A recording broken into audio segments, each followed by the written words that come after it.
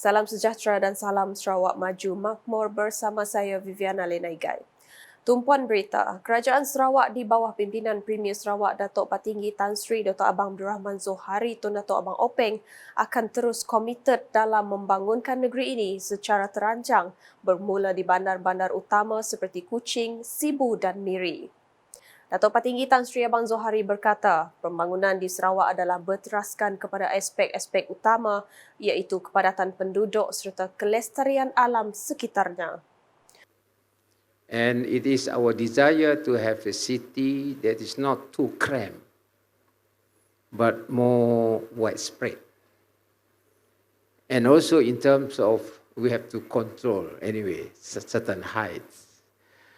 Otherwise, we can see from other countries that if they have a city that is not well planned, especially in terms of traffic flow in relation to the number of cars, and the cars depend on how many houses in that particular area. And if you have to build a condominium, you have to know how many units in that condominium, and it has to be planned properly. Beliau berkata demikian semasa berucap dalam Majlis Makan Malam Gala ASEAN Valuers Association EVA ke-25 di Kuching pada Selasa. Dalam pada itu, beliau menambah pembangunan di Sarawak amat mementingkan prinsip kelestarian alam sekitar untuk kebaikan masa panjang seperti mana yang digaris dalam strategi pembangunan pasca COVID-19 PCDS 2030. Meaning, not only we take advantage of ICT, but at the same time, we want to make sure that the environment is looked after. Menurut Premier Sarawak lagi, bandar-bandar utama seperti Kuching, Sibu dan Miri perlu diperbaharui ekoran kepadatan penduduk yang semakin meningkat dari masa ke masa agar ia tidak terlalu padat untuk didiami. Justru katanya Kerajaan Sarawak amat memberi fokus sepenuhnya dalam mencapai impian ini dengan melaksanakan pelbagai inisiatif penting seperti penggunaan kenderaan berasaskan elektrik dan hidrogen untuk menjaga alam sekitar. Melalui usaha-usaha ini, Sarawak bukan sahaja dapat menubuhkan bandar yang terancang dan menjaga alam sekitarnya, malah pengeluaran hidrogen turut akan menjadi sumber ekonomi negeri ini pada masa depan, tambah beliau. Hadir sama dalam majlis tersebut ialah Presiden EVA SR Abdul Razak Yusak, Pengerusi Penganjur Program SR Subramaniam Arumugam, Pendaftar Lembaga Penilai-Penilai, Ejen Harta Tanah dan Pengurus Harta BOVAEP, Sumarni A. Rahman dan penaja-penaja program. Laporan seterusnya, Kerajaan Sarawak menyasarkan setiap keluarga tani di negeri ini mencapai pendapatan sebanyak RM6,000 sebulan menjelang tahun 2030.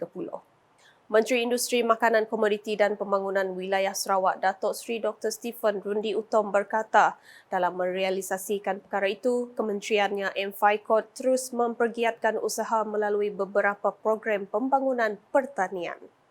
Antaranya dengan menyeru petani mendaftar diri dalam e-tani bagi memudahkan mereka memohon bantuan daripada kerajaan.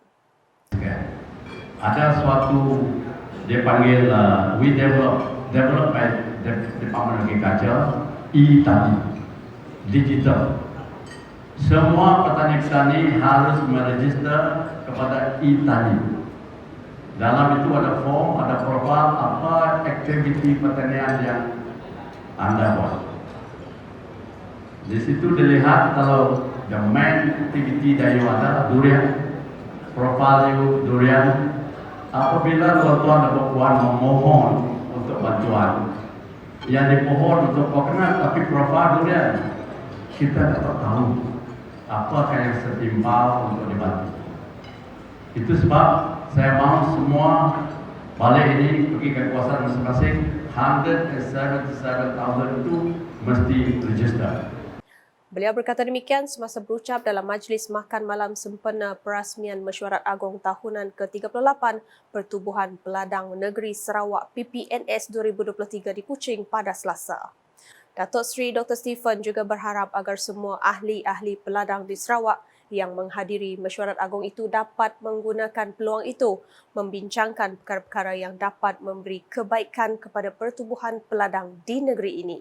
Seramai 175 perwakilan yang mewakili 177,000 ahli peladang daripada 28 pertubuhan peladang kawasan PPK akan menghadiri mesyuarat agung tahunan PPNS pada kali ini.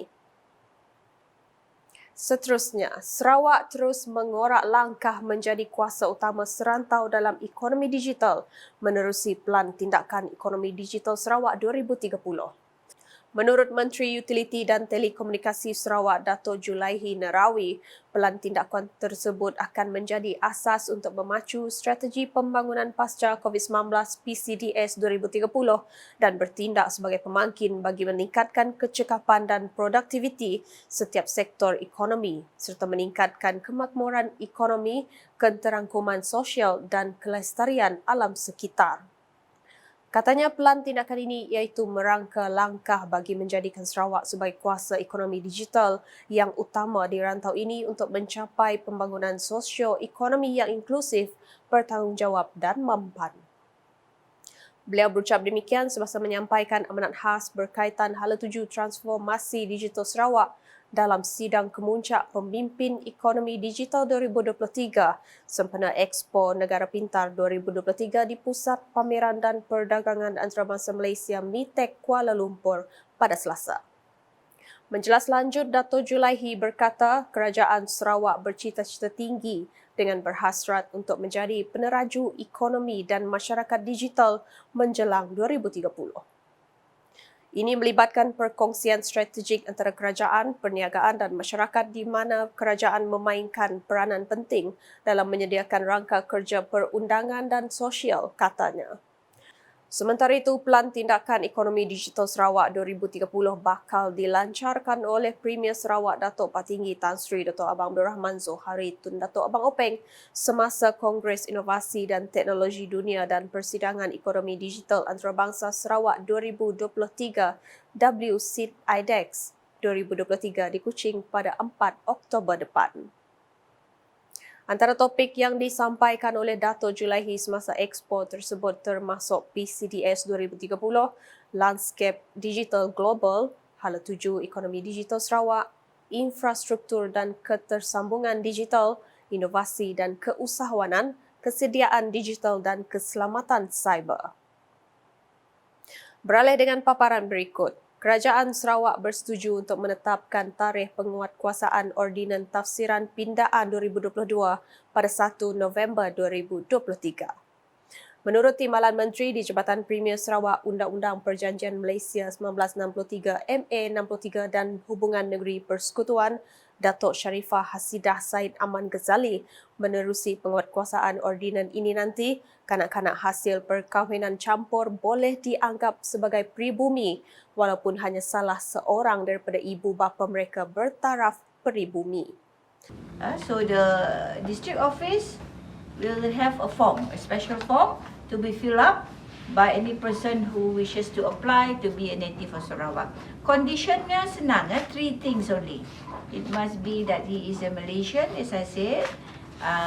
The parents, he is a child of a person of a race indigenous to Sarawak, meaning a child of a native person, and either one of the parent must be a native of Sarawak. Yeah. So this is very important. So the enforcement date, the effective date where people can start applying is 1st November 2023. So we are in the process of gazetting that now. Beliau berkata demikian dalam sidang media di Wisma Bapa Malaysia pada Selasa. Justru katanya mulai 1 November depan, sebarang permohonan untuk pengiktirafan sebagai anak negeri boleh dibuat di mana-mana pejabat daerah di Sarawak dengan bayaran RM100 bagi setiap permohonan. So ini akan membantu anak-anak kita, terutama yang sekarang ini dalam predicament lah. Susah nak mohon tanah, susah nak pergi ke institusi pengajian tinggi disebabkan status mereka yang tidak tentu dan tidak dapat pengiktirafan daripada kerajaan. So sekarang sudah alhamdulillah ini settle dan saya yakin undang-undang ini akan dapat membantu lagi dan akan dapat menyenangkan lagi dan menambah kesejahteraan kepada masyarakat kita. Okey, thank you. Masih dengan perkongsian di Kuching. Persatuan Sarawak Badan Amal Tenaga-Tenaga Isteri Sabati dan Majlis Kebajikan dan Sukan Anggota-Anggota Kerajaan Malaysia MAKSA buat julung kalinya telah menganjurkan pertandingan Jom Polah Kuih Bulan. Hadir merasmikan program tersebut ialah Isteri Premier Sarawak merangkap Presiden Sabati Puan Sri Dato' Amal Jumaani Tun Tuan Kubujang. Menurut Bendahari Sabati Datin Siti Syurgayah Ahmad Zaidin, lebih 20 kumpulan melibatkan 60 peserta dari pelbagai etnik terdiri daripada pelbagai agensi kerajaan dan swasta berhimpun untuk menyertai pertandingan Jom Polah Kuih Bulan sempena Festival Kuih Bulan yang bakal menjelang tiba. Bersempena dengan Mooncake Festival which falls in September tahun tu. Jadi alhamdulillah kita ada 20 kumpulan yang terdiri dari pelbagai kaum etnik Sarawak yang menyertai pertandingan kita pada petang tu.